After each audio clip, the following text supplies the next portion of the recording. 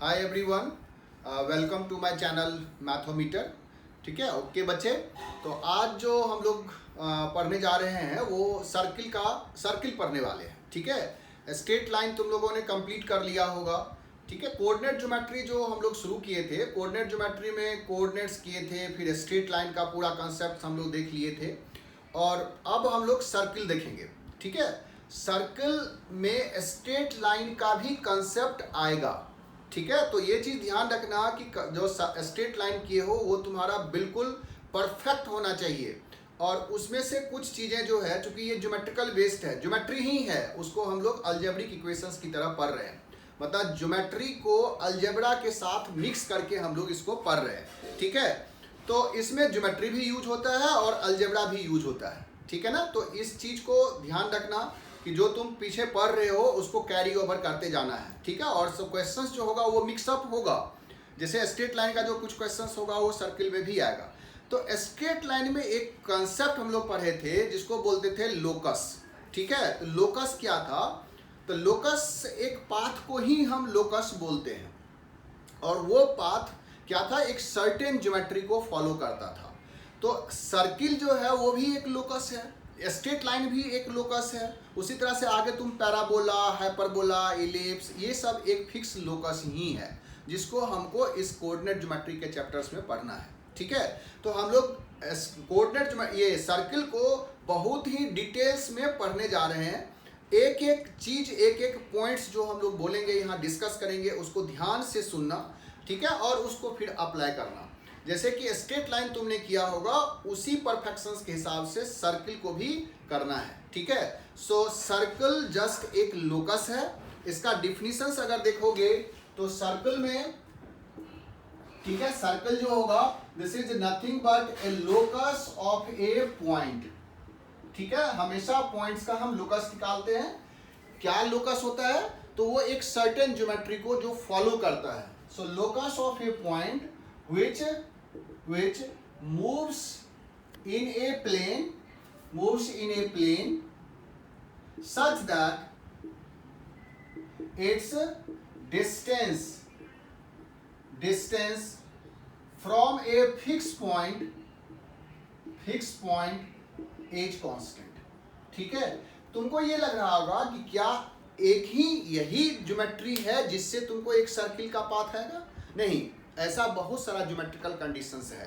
ठीक है, जिसमें से एक ज्योमेट्रिकल कंडीशंस ये है कि अगर इस प्लेन में कोई पॉइंट्स है, सपोज करो कि कैसे निकालते थे लोकस के बारे में याद अगर होगा, तो कोई भी एक पॉइंट्स है इस प्लेन में जो कि मूवेबल है। ठीक है, इस प्लेन में मूव कर रहा है। कैसे मूव कर रहा है? तो एक इसका सर्टेन पॉइंट्स है, फिक्स पॉइंट है जिसको हम लोग सी बोल लेते हैं और इसका कोऑर्डिनेट्स a, b ले लेते हैं। ठीक है, और ये जो जिसको हम मूवेबल पॉइंट्स बोलते हैं, उस पॉइंट्स को जब वो मूव कर रहा होता है तो किसी एक पर्टिकुलर पॉइंट्स पर उसका कोऑर्डिनेट्स को तुम कुछ कोऑर्डिनेट्स ले लो। जैसे कि हम p का कोऑर्डिनेट्स ले लिए h, k, राइट। तो इस p का किसी पर्टिकुलर पॉइंट्स पर h, k है, तो P जो ज्योमेट्री फॉलो कर रहा है कि इस पॉइंट से इसका जो डिस्टेंस होगा वो कांस्टेंट है। मतलब PC जो है वो हमेशा कांस्टेंट है। तो P का जो लोकस होगा वो कैसा होगा? तो इस तरह से ये मूव करेगा इस प्लेन में। मतलब ये पॉइंट्स फिक्स है, P इस तरह से मूव कर रहा है कि इसका पॉइंट्स का जो डिस्टेंस है वो हमेशा कांस्टेंट है। तो कह रहा है कि इसका जो लोकस है P का वो सर्कुलर पाथ है और इसी सर्किल के बारे में, इसी कर्व के बारे में हम लोग पढ़ना चाहते हैं। ठीक है, तो इसमें जो ये C है जिसको हम लोग फिक्स बोल रहे हैं, इसी को सेंटर बोलेंगे और जो ये कांस्टेंट डिस्टेंस है इसको हम लोग रेडियस बोलेंगे, जिसको स्मॉल r से रिप्रेजेंट कर रहे हैं। ठीक है, तो फाइनली हम लोग इक्वेशंस कैसे निकालते हैं, अलजेब्रिक इक्वेशंस इस लोकस का कैसे निकालते हैं? तो जो तुमको उसमें कंडीशंस दिया हुआ है उस कंडीशंस को उस पर्टिकुलर पॉइंट्स के लिए अप्लाई कर दो। जैसे कि हम कंडीशंस PC, मतलब PC जो है ये हमेशा कांस्टेंट r है, तो इसका मतलब PC का जो स्क्वायर होगा वो r स्क्वायर होगा। ठीक है, सो PC का स्क्वायर r स्क्वायर हो गया। अब PC का स्क्वायर मतलब आप डिस्टेंस फार्मूला लगाओगे तो ये आ जाएगा h माइनस a का whole square plus k minus b का whole square that is equal to r square. अब तुमको एक अलजेब्रिक इक्वेशंस के टर्म में आ गया h और k। ठीक है, a और b तुमको फिक्स था, r कांस्टेंट था। एच और के ही तो वेरिएबल है ना। तो फाइनली हम लोग क्या करते हैं, इस एच और के को एक्स और वाई से रिप्लेस कर देते हैं। ठीक है, तो तुम एक्स और वाई से जब रिप्लेस कर दोगे तो ये इक्वेशंस आ जाएगा एक्स और वाई में, that is x minus a का whole square plus y minus b का whole square that is equal to r square. ये इसका एक्स माइनस ए का square plus y minus b का स्क्वायर बराबर आर स्क्वायर। इसी को हम लोग इस लोकस का इक्वेशन बोलते हैं, और ये लोकस सर्किल है इसलिए इसको बोलते हैं सर्किल का इक्वेशन। ठीक है ना। तो तुम्हें देख लो कि x माइनस ए का whole square plus y minus b का whole square that is equal to r square में जो a और b है, ठीक है, ध्यान देखो a और b जो है इसी को हम सेंटर बोलेंगे, और यहाँ जो r होगा उसको हम रेडियस बोलेंगे। मतलब बाय द वे अगर तुमको सिर्फ इक्वेशंस दिया हुआ हो तो इस इक्वेशन में सेंटर क्या होगा और रेडियस क्या होगा वो तुम पता कर सकते हो। सेंटर जो है वो a कामा b है और रेडियस यहाँ पर जो r होगा वही होगा। ठीक है, सो इस केस में इसका सेंटर हम लिख देंगे centre is a comma b and radius is r। ठीक है, ध्यान रखना। तो ऑब्वियस है कि तुमको अगर किसी सर्किल का इक्वेशंस निकालना हो तो तुमको क्या क्या चाहिए, तो सेंटर का कोऑर्डिनेट्स चाहिए और रेडियस हमको चाहिए। नहीं, अगर हमको कहेगा कि find the equation of circle, जैसे कि बहुत सारे केसेस में तुम देखोगे जब इसका क्वेश्चन स्कोर बनाओगे तो वहां दिखेगा कि find the equation of circle. Find the जैसे ही कह दिया तो इसका मतलब है कि तुम सर्किल का सेंटर और रेडियस को ढूंढो। बाय द वे अगर सेंटर और रेडियस दिया हुआ हो तो ये इसका इक्वेशन है। ठीक है, x माइनस ए का whole square plus y minus b का whole square that is equal to r square. ठीक है ना, यही लोकस हम लोग अभी यहाँ पर पढ़ने वाले हैं। ठीक है, अब तुम देखो कि इस इक्वेशंस को हम लोग कैसे आगे देख रहे हैं। ठीक है, जैसे कि ये इक्वेशंस को अगर हम लोग ओपन कर दें, सपोज करो कि इसको हम ओपन किए तो ये आ जाएगा x square plus y square minus 2ax minus 2by plus a square plus b square minus r square that is equal to 0। तुम देखोगे कि ये x और y में क्या आ गया, x और y में क्वाड्रेटिक इक्वेशंस आ गया। x और y का पावर जो है वो 2 है, x का भी पावर और y का भी पावर। और तुमको याद होगा कि जो पेयर ऑफ स्ट्रेट लाइन हम लोग किए थे उसमें भी x और y के टर्म्स में उसका एक सेकंड डिग्री का इक्वेशंस आया था जिसको हम हेट्रोजीनियस और होमोजीनियस के नाम से जान रहे थे। ठीक है, अगर तुम उसके साथ कंपेयर करो, मान लो कि हमें एक इक्वेशंस आया था जिसको x और y के साथ अगर हम लिखेंगे तो ये आ जाता था ax square plus by square plus 2hxy plus 2gx plus 2fy plus c। ठीक है, ये एक एक्सप्रेशन है x और y में जिसको हम लोग हेट्रोजीनियस इक्वेशन बोलते हैं। ध्यान रखना कि यहाँ जो a और b आया ना उस a और b से लेना देना नहीं है। ठीक है, ये a और b यहाँ का हम सेंटर ले लिए थे, बट यहाँ पर a और b x square y square coefficient है, इसके a और b से कोई लेना देना नहीं है। मतलब अगर हमको कोई जनरल इक्वेशंस कर रहा हो x और y में जो सेकंड डिग्री का है तो वो जनरल इक्वेशंस यही है। ठीक है, अगर ये जनरल इक्वेशंस को सर्किल के साथ कंपेयर करना हो कि किस कंडीशंस के थ्रू ये सर्किल बनेगा तो हम इसको इसके साथ कंपेयर करेंगे। मतलब f ऑफ x, y बराबर 0। ठीक है, ध्यान से देखो x और x y, मतलब ये जो टर्म्स है ये बराबर 0। इसका मतलब क्या हुआ कि ये जो इक्वेशंस है जो सेकंड डिग्री का इक्वेशंस है, मतलब ax square plus by square plus 2hxy plus 2gx plus 2fy plus c बराबर 0। इसको इक्वेशंस बना दिए, पहले ये एक्सप्रेशन लिखे थे, अब ये इक्वेशंस हो गया, इक्वल टू 0 हो गया, मतलब ये x that is equal to 0। अब इसको अगर हम इसके साथ कंपेयर करें तो सबसे पहले हमें एक्स स्क्वायर और वाई स्क्वायर कोफिशिएंट यहाँ पर नहीं है, 1 1 है। तो मतलब हम लिखेंगे कि इफ a और b बराबर हो जाए और दैट इज इक्वल टू 1 के बराबर हो जाए। अगर बराबर भी हो जाएगा ना तो तुम इसको डिवाइड करके 1 बना दो, मतलब एक्स स्क्वायर और वाई स्क्वायर कोफिशिएंट को 1 होना ही चाहिए। X square y square coefficient यहाँ पर 1 होना चाहिए। इसमें देखो कहीं पर एक्स वाई का टर्म्स नहीं है, मतलब एक्स वाई का टर्म्स ये जो कि h बराबर 0। ठीक है, तो अगर ये दो कंडीशंस आ गया a बराबर b या दैट इज इक्वल टू 1 भाई, अगर नहीं भी है 1 लेकिन बराबर है तो हम इसको डिवाइड करके 1 बना लेंगे। मतलब x square y square coefficient को 1 बनाना है। एक्स वाई का टर्म्स नहीं होना चाहिए, इसमें कहीं पर एक्स वाई का टर्म्स नहीं है, मतलब h जो है वो 0 है। तो अगर ये दो कंडीशन साथ साथ सेटिस्फाई कर रहा हो तो ये जो इक्वेशंस है ये हो जाएगा कैसा, x square plus y square plus 2gx plus 2fy plus c बराबर 0। या हम अगर इस फंक्शंस को f ऑफ एक्स वाई के नाम से जानते हैं, ठीक है, x कॉमा वाई के नाम से जानेंगे, तो ये जो एक्सप्रेशन होगा इसी को हम लोग बोलते हैं, मतलब f ऑफ एक्स वाई बराबर 0, इस इक्वेशंस को हम बोलेंगे सर्किल का इक्वेशन है, ठीक है ना। X square plus y square plus 2gx plus 2fy plus c बराबर 0, मतलब हमको जो इक्वेशंस दिया रहेगा, जैसे कि जनरल इक्वेशंस हम जानते हैं, जैसे स्ट्रेट लाइन का जनरल इक्वेशंस तो लिखते हैं ना, ax plus by plus c बराबर 0। उसी तरह से अगर हमको सर्किल का कहेगा जनरल इक्वेशंस लिखो, तो जनरल इक्वेशंस हम ये नहीं लिख करके ये लिखेंगे, ठीक है, x square plus y square plus 2gx plus 2fy plus c बराबर 0। अब कह रहा है क्या ये सर्किल हमेशा रियल होगा, तो इसमें तीन तरह का सर्किल बनता है, एक रियल सर्किल, एक पॉइंट सर्किल और एक इमेजिनरी सर्किल। तो अब ये टर्म्स कहाँ से आया, इमेजिनरी सर्किल और पॉइंट सर्किल और रियल सर्किल। तो अब ये तो इसके साथ कंपेयर किए सिर्फ, लेकिन इस कंपैरिजन में देखोगे जो जनरल इक्वेशंस हमको आया था वो आया था इस फॉर्म का, जो परफेक्ट स्क्वायर था, ठीक है, x माइनस ए का whole square plus y minus b का होल स्क्वायर बराबर आर स्क्वायर, इस तरह का फॉर्म का था। तो हमको इस इक्वेशंस के साथ अगर कंपेयर करेंगे तो देखो x square plus 2gx plus y square plus 2fy that is equal to इधर माइनस सी है, ठीक है।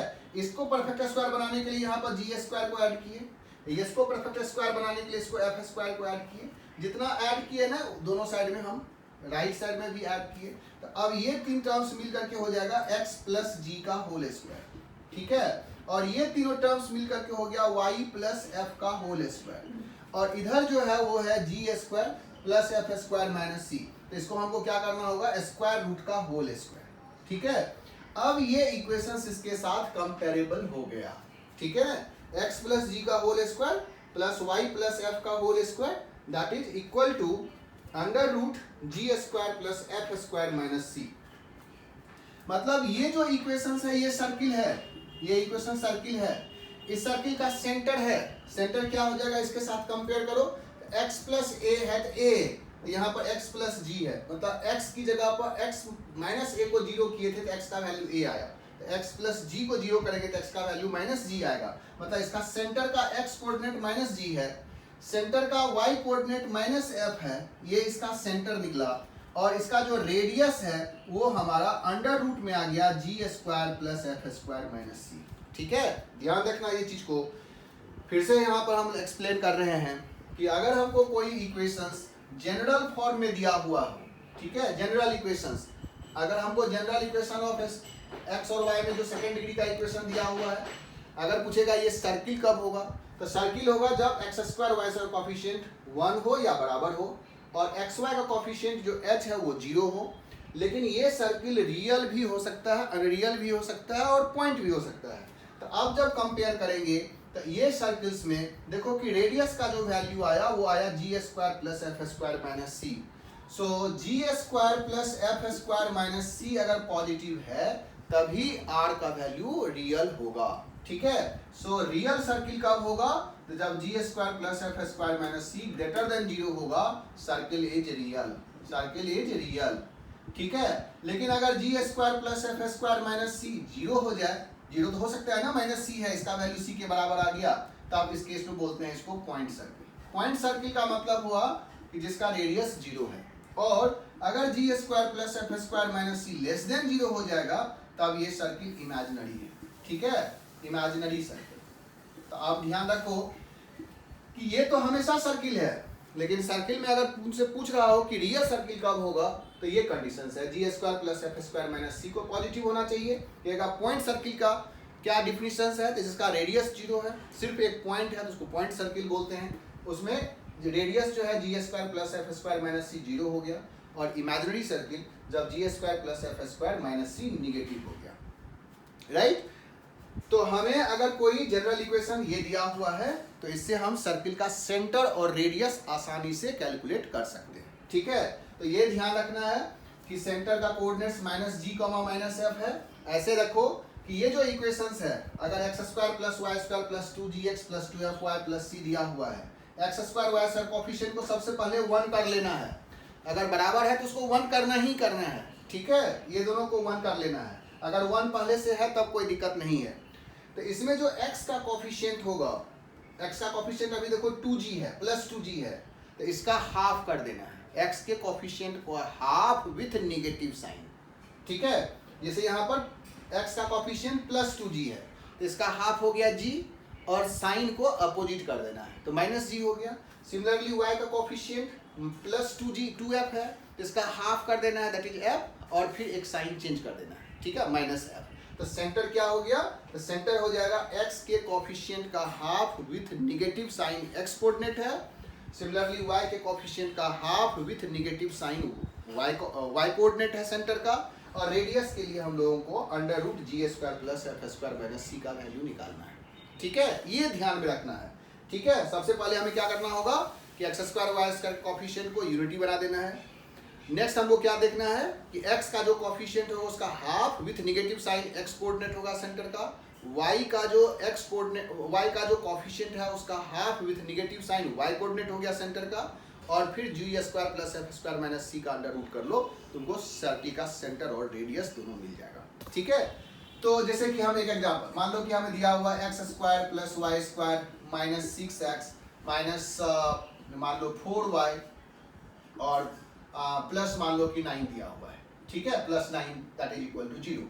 अगर पूछेगा इसका सेंटर बताओ तो देखो इसमें x square y square coefficient तो 1 है पहले से, ठीक है, एक्स का कोफिशिएंट यहाँ पर -6 है तो -6 का 2 टाइम्स विथ नेगेटिव साइन, ये x कोऑर्डिनेट हो गया।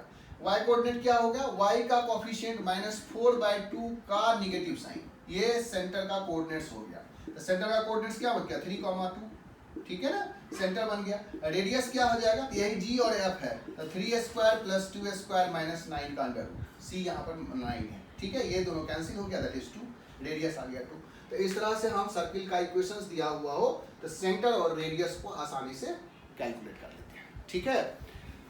अगर तुमको सर्किल का इक्वेशंस पूछ रहा हो कि find the equation of circle, तो तुमको सेंटर और रेडियस निकालना होगा। बाय द वे अगर सेंटर और रेडियस दिया हुआ हो तो हम आसानी से इक्वेशन ऑफ सर्किल लिख सकते हैं। कैसे, जैसे कहेगा कि find the equation of circle whose centre is 1,2 and radius is 2। मान लो कि हमें कह रहा find the equation of circle whose centre is 1,2 and radius is 2। हम लिख देंगे x - 1 का होल स्क्वायर y - 2 का होल स्क्वायर बराबर 2 square. This is the equation of circle. और इसको तुम सिंप्लीफाई करके ओपन करके भी लिख सकते हो, ये हो जाएगा x square y square minus 2x minus 4y plus 2 square plus 1 that is 5 minus 4 that is 1 that is equal to 0, ठीक है ना। इस तरह से हम इक्वेशन ऑफ सर्कल लिख सकते हैं, ठीक है। तो ये चीज़ हम लोग अभी समझ गए कि सर्किल का इक्वेशंस जो है वो सर्किल जो है वो एक लोकस है, और लोकस कैसा है जो इस प्लेन में मूव कर रहा है और वो एक फिक्स पॉइंट से कांस्टेंट डिस्टेंस पर है। अब रहा कि ये जो सर्किल का प्रॉपर्टी, मतलब सर्किल के जो इक्वेशंस निकालने में डिफरेंट वे है, डिफरेंट सिचुएशंस है, वो हम लोग कैसे कैलकुलेट करते हैं, उससे हम कैसे ड्रॉ करते हैं। तो तुमको सर्किल के इक्वेशंस निकालने के लिए ना सर्टेन सर्किल के जो प्रॉपर्टीज है उसको याद रखना जरूरी है, ठीक है। तो वो चीज़ हम तुमको बता रहे हैं कि क्या क्या याद रखना है जिससे हम सर्किल के इक्वेशंस तक पहुंच पाएंगे। इसमें डिफरेंट फॉर्म्स भी है जिससे हम इक्वेशन ऑफ सर्किल निकालते हैं, सेंटर और रेडियस निकालने के लिए डिफरेंट वे है, ठीक है। तो वो चीज़ देखो ध्यान से कि अब हम कैसे कैलकुलेट करेंगे।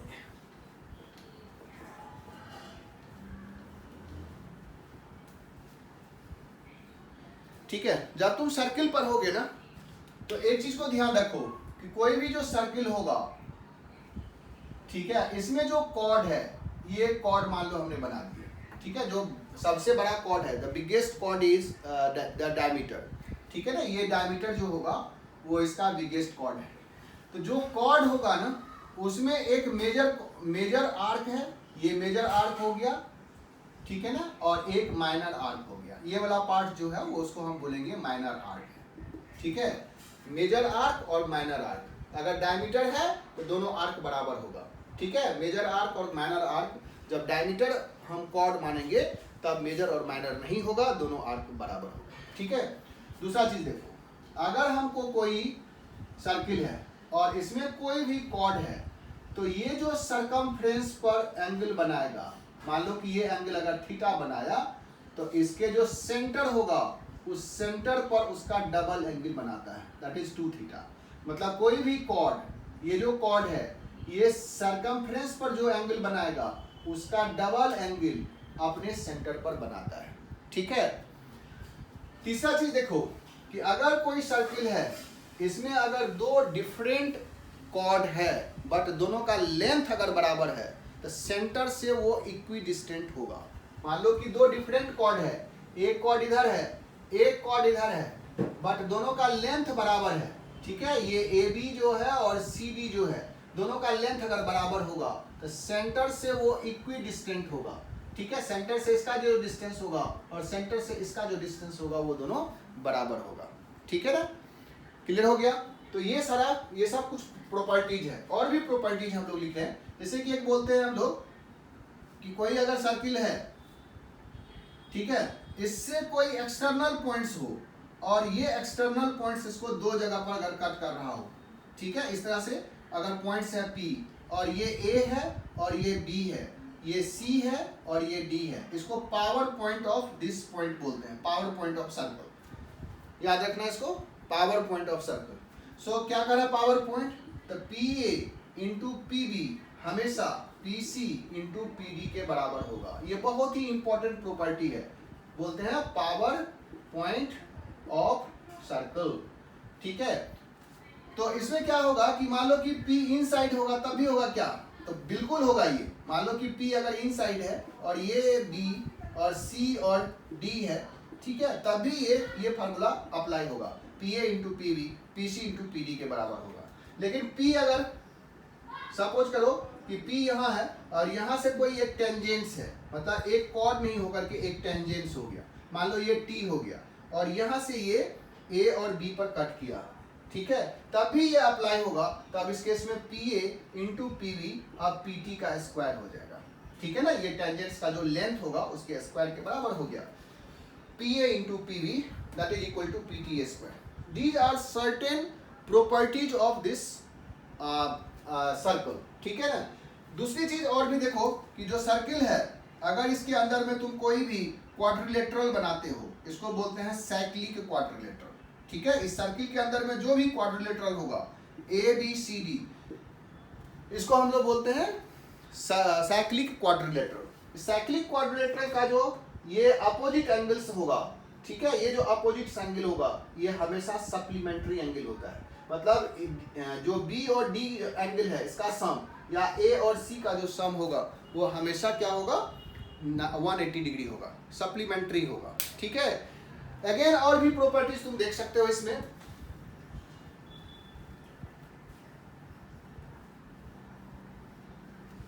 जैसे कि अगर कोई सर्कल ट्रायंगल है, ठीक है, एक ट्रायंगल अगर है तो ट्रायंगल के तीनों वर्टिसेस से हमेशा एक सर्किल पास करता ही करता है, ठीक है। या ये कह सकते हो कि तीन नॉन कोलिनियर पॉइंट से हमेशा एक परफेक्ट सर्किल जाएगा, मतलब ABC को टच करते हुए एक सर्किल हमेशा पास करेगा, ठीक है। ये सर्किल हमेशा पास करता है, जो ABC नॉन कोलिनियर पॉइंट्स है उसके वर्टिसेस से एक पक्का सर्किल जाएगा, मतलब 3 नॉन कोलिनियर पॉइंट्स से हमेशा एक सर्किल पास करता है, ठीक है।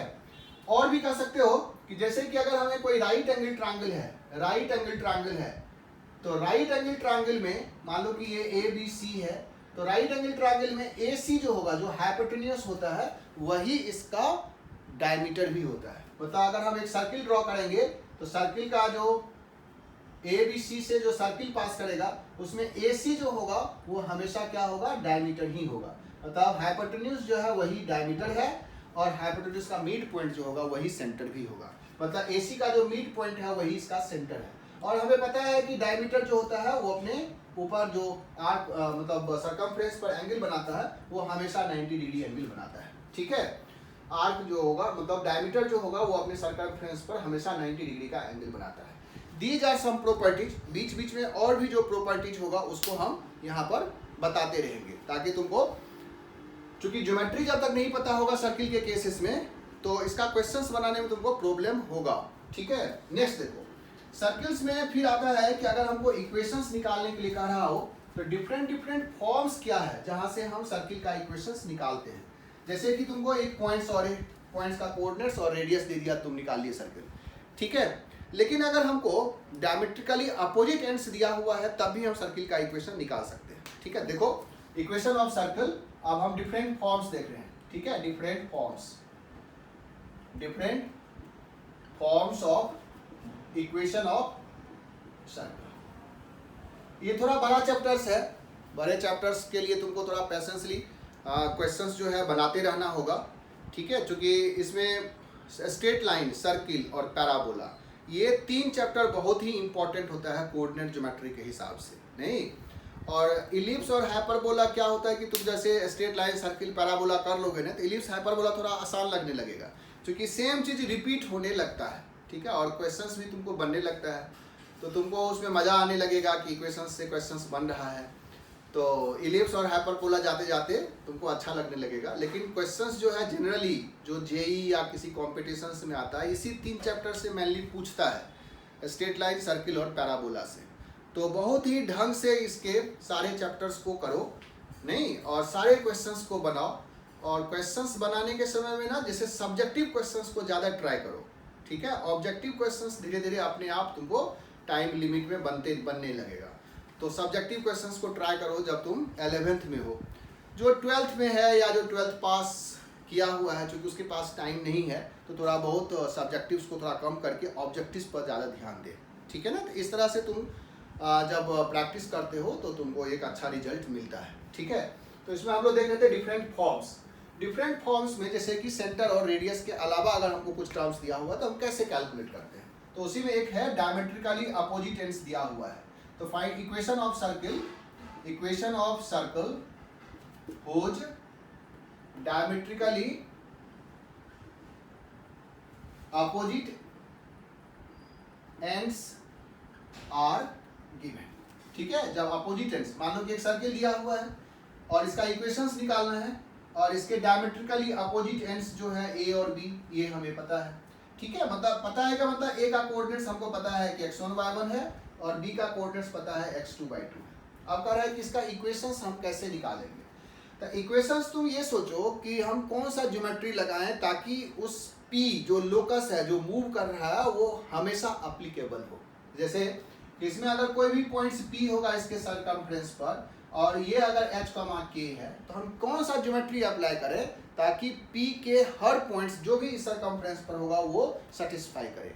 तो हम देख सकते हैं कि जो AB है वो हमेशा P पर कितना एंगल बनाएगा, 90 डिग्री। ये एक प्रॉपर्टीज है कि अगर सर्किल है तो AB जो है वो P पर, ठीक है ना, P अगर इस सर्किल पर होगा तो P पर हमेशा 90 डिग्री का एंगल बनाएगा। तो ये एक ज्योमेट्रिकल एप्लीकेशंस हो गया।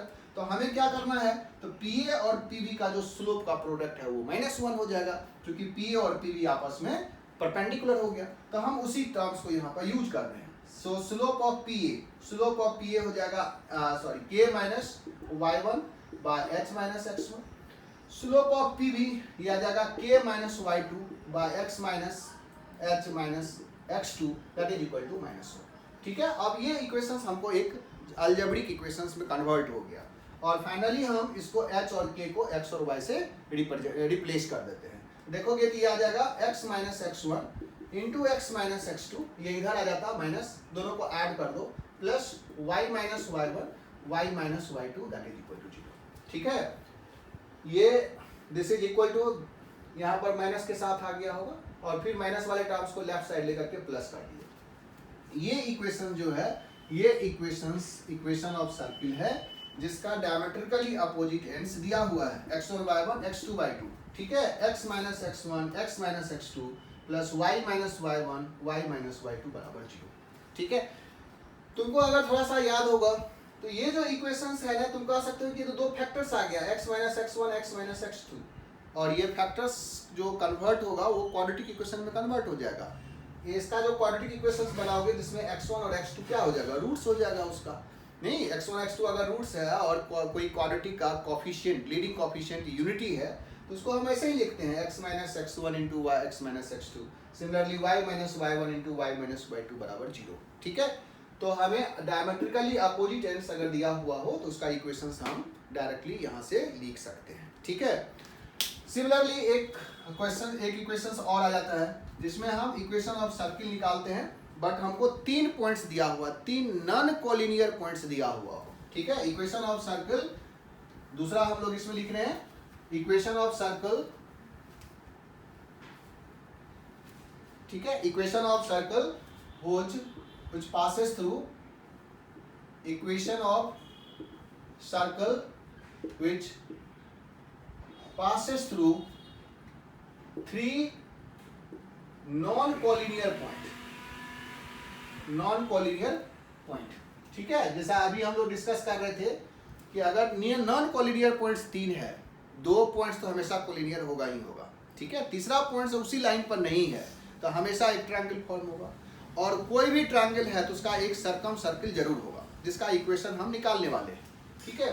तो मान लो कि कोई सर्कल है और इस पर 3 non collinear points A, B और सी करके दिया हुआ है, ठीक है। ए का कोऑर्डिनेट्स x1 y1, बी का कोऑर्डिनेट्स x2 y2 और सी का कोऑर्डिनेट्स x3 y3 ऐसे अगर दिया हुआ है, ए बी सी को तुम मिलाओगे हमेशा एक सर्किल ट्रायंगल तो बनेगा ही बनेगा, ठीक है, क्योंकि तीनों पॉइंट्स नॉन कोलिनियर है। तो कह रहा है इस सर्किल का इक्वेशंस कैसे निकालना। देखो इसमें थोड़ा सा चालाकी तुम कर सकते हो कि सबसे पहले हम देख लेंगे कि ये तीनों पॉइंट से जो ट्रायंगल बन रहा है वो कैसा है, इक्विलेटरल है या राइट एंगल ट्रायंगल है, कैसा है। कभी कभी क्या होता है ना, राइट एंगल ट्रायंगल दे देता है, जैसे राइट एंगल दिख गया तो जो डायमीटर होगा उसका मिड पॉइंट सेंटर होगा, रेडियस हम निकाल लेंगे किसी भी वर्टिसेस से डिस्टेंस सेंटर तक का, ठीक है ना। लेकिन अगर जैसे इक्विलेटरल है तो हम बड़ा कैलकुलेशन नहीं करके इसका जो सेंट्रॉइड होगा वही इसका सेंटर होगा, नहीं। तो इस तरह से बहुत सारा कंसेप्ट है जो तुम अप्लाई कर सकते हो इसमें। अगर ये सब कंसेप्ट नहीं अप्लाई कर पाए तो हम क्या करना है कि एक इक्वेशंस जो अभी हम तुमको बता रहे थे, जनरल इक्वेशंस हम सपोज कर लेंगे, ठीक है। Let the equation of circle is, ये general equation x² + y² + 2gx + 2fy + c = 0, ठीक है ना। ऐसा हम सर्किल का इक्वेशन को सपोज कर लेंगे।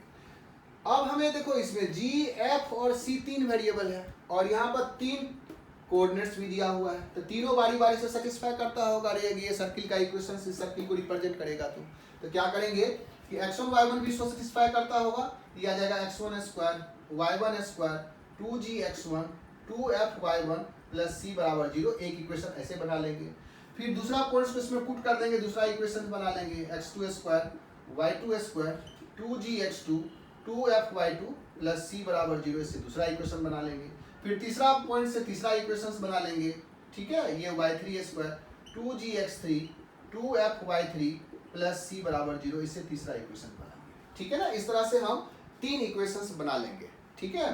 x1 y1 को पुट करके x2 y2 और x3 y3 को पुट करके 3 इक्वेशंस बना लेंगे और 3 इक्वेशन से 3 वेरिएबल निकालने के लिए तीनों को सॉल्व कर लेंगे। Solve 1 2 3 to get g, f and c, ठीक है। सॉल्व करना है इसमें, solve 1 2 and 3 to get g, f and c। जैसे ही g, f, c आ गया तुम्हारा ये सर्कल का इक्वेशन तैयार हो गया, ठीक है ना। ये जनरलाइज्ड मेथड है।